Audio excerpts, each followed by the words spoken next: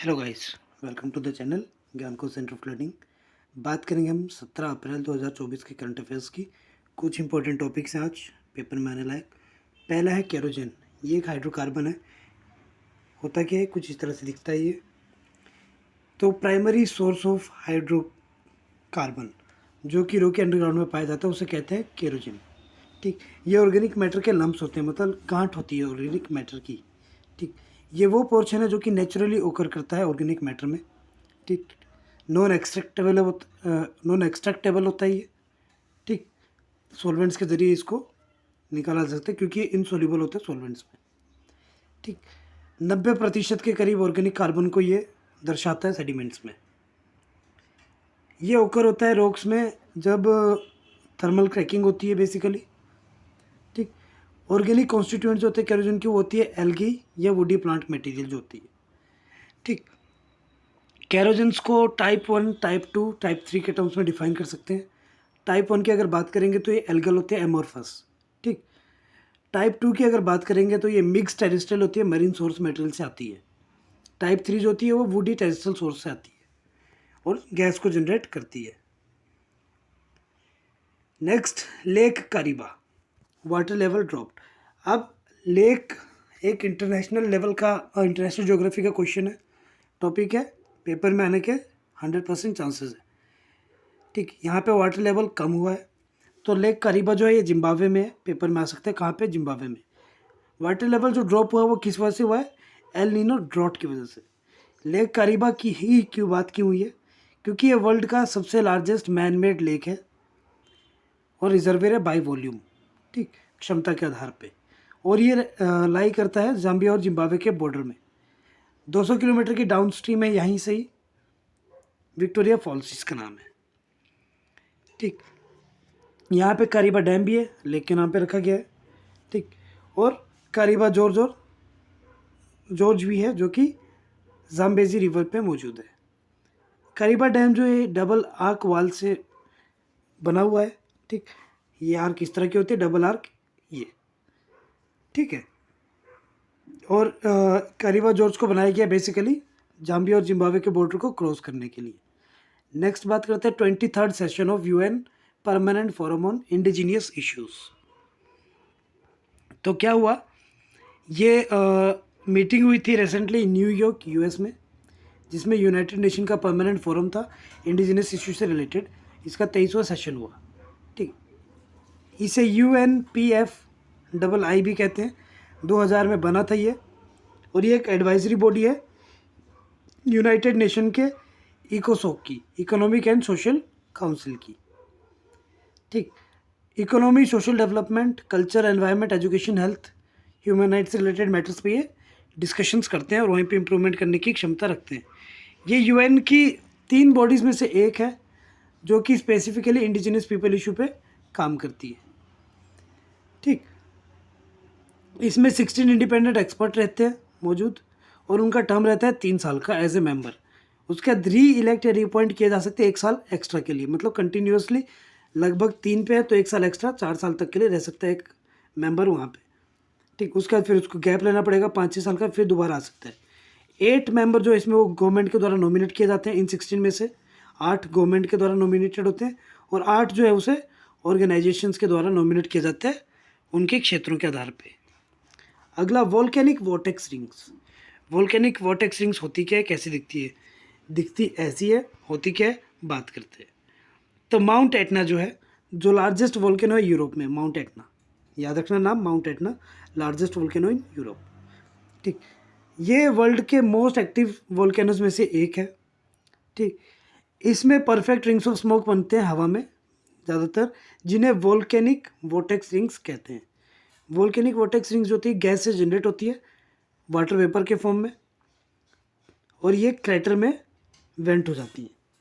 ठीक, क्रैटर वो इलाका, जैसे ये वोल्केनो है तो वोल्केनो का जो ये ऊपर का सतह होती है ऐसे, या बाहर में जो ऐसे एरिया होता है डीप वाला, उसे क्रैटर कहते हैं। ठीक, वोल्केनिक वोर्टेक्स रिंग जो है ये पहली बार देखी गई थी एटना में 1724 में। साल लेते हैं 1724 में पहली बार देखी गई थी, और ये 10 मिनट तक हवा में रह सकती है। 10 मिनट तक आप इसको देख सकते हो। माउंट एटना की अगर बात करेंगे तो एक स्ट्रेटो वोल्केनो है जो कि कई लेयर से बना है, जैसे लावा, ऐश, रॉक्स। इन लेयर से बना है हज़ारों साल पहले इरप्शंस की वजह से। इसमें 5 क्रेटर्स मौजूद हैं इसके आसपास। ये ईस्ट कोस्ट ऑफ सिसिली में मौजूद है, जो कि मेडिटेरियन सी के पास एक आइलैंड है, इटली को बिलोंग करता है, वहाँ पे स्थित है। माउंट एटना लगभग 1500 बीसी से लेके कंटिन्यूसली स्थित है, वहाँ पे मौजूद है। ये यूनेस्को हेरिटेज साइट भी बना था, वर्ल्ड हेरिटेज साइट 2013 में। तो ये इंपॉर्टेंट टॉपिक बन जाता है आपके पेपर के लिए, mount Etna vortex ring 10 minute के टर्म्स में। ठीक, पहली बारी वोर्टेक्स रिंग देखी गई थी 1724 में। ये एस्पेक्ट्स देख लेना। नेक्स्ट, वर्स्ट डिपॉजिट क्रंच इन 20 ईयर्स। तो ये 2000 के नोट है कुछ। तो एक रिसेंटली रिपोर्ट रिलीज़ की गई है जिसमें देखा गया कि क्रेडिट ग्रोथ जो है वो बढ़ा है। ठीक, भारतीय बैंक डिफ़िकल्टी फेस कर रहे हैं डिपॉजिट्स में 2023-24 के डाटा के आधार पे। हाईएस्ट क्रेडिट डिपॉजिट रेशियो चला था इसीलिए। ठीक, तो standing at 80%, credit deposit ratio जो है वो हाईएस्ट है 2015 से लेकर अभी तक 80% के हिसाब से, मतलब 80:20 के रेशियो में चल रहा है ये। बाकी से रेलेवेंट कुछ टर्मिनोलॉजीज़ हैं वो आप यहाँ पे PDF से देख सकते हैं, डाउनलोड कर सकते हैं और पेपर पॉइंट ऑफ व्यू से पढ़ सकते हैं। ठीक, नेक्स्ट है एक्सरसाइज 10 क्लिक। हमने सुबह आज वीडियो डाली थी क्वेश्चन पे, तो एक्सरसाइज 10 क्लिक में कौन सी भारतीय फौज है, तो इसमें भारतीय सेना की कौन सी टुकड़ी जा रही है। तो इसमें हमने बात करी थी कि गढ़वाल राइफल्स रेजिमेंट जो है वो जा रही है। ठीक, तो इस पर देखते क्या है। तो ये 5th एडिशन है 10 क्लिक का। इंडिया उज्बेकिस्तान के बीच में होती है जॉइंट, 15 से 28 अप्रैल के बीच में चलेगी ये तरमेज उज्बेकिस्तान में। सालाना होती है, ईयरली इवेंट है भारत और उज्बेकिस्तान के बीच में, मिलिट्री कोऑपरेशन को फोस्टर करने के लिए, मजबूत करने के लिए। ठीक, दोनों देशों के बीच में। और ये पहली बार हुई थी 2019 में। भारत की तरफ से यहाँ पे जा रहे हैं, पहले हमने बताया Garhwal rifles regiment.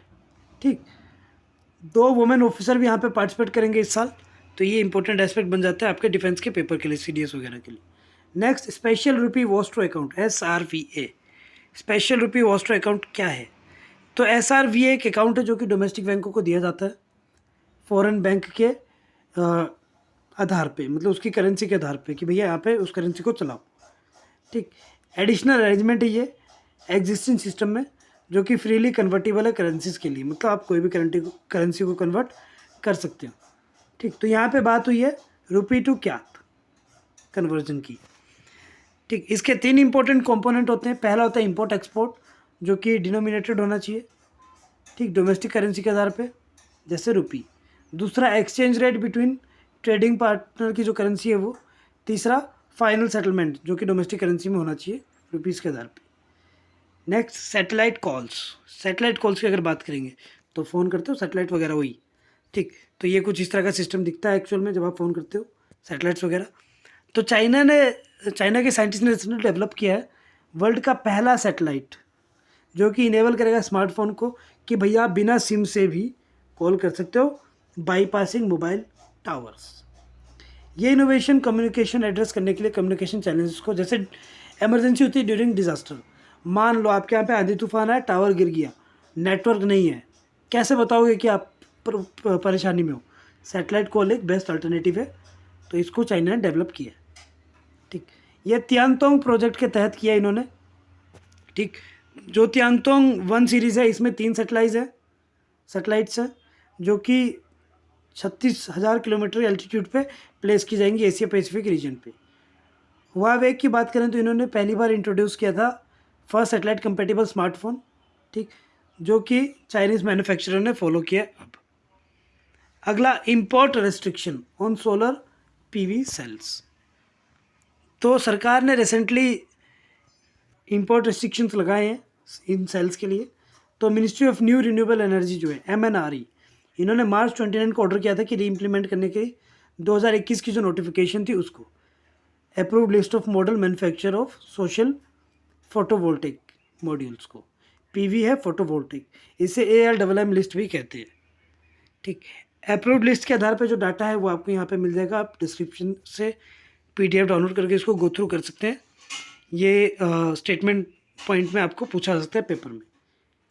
Shrinkflation concern, shrinkflation क्या होता है? ये एक टॉपिक ऑफ कंसर्न बन चुका है फिर से फास्ट मूविंग कंज्यूमर गुड्स के लिए, FMCG इंडस्ट्री के लिए। ठीक, ये एक प्रैक्टिस है रिड्यूस करने के लिए साइज ऑफ प्रोडक्ट को, जबकि उसका प्राइस सेम रहता है।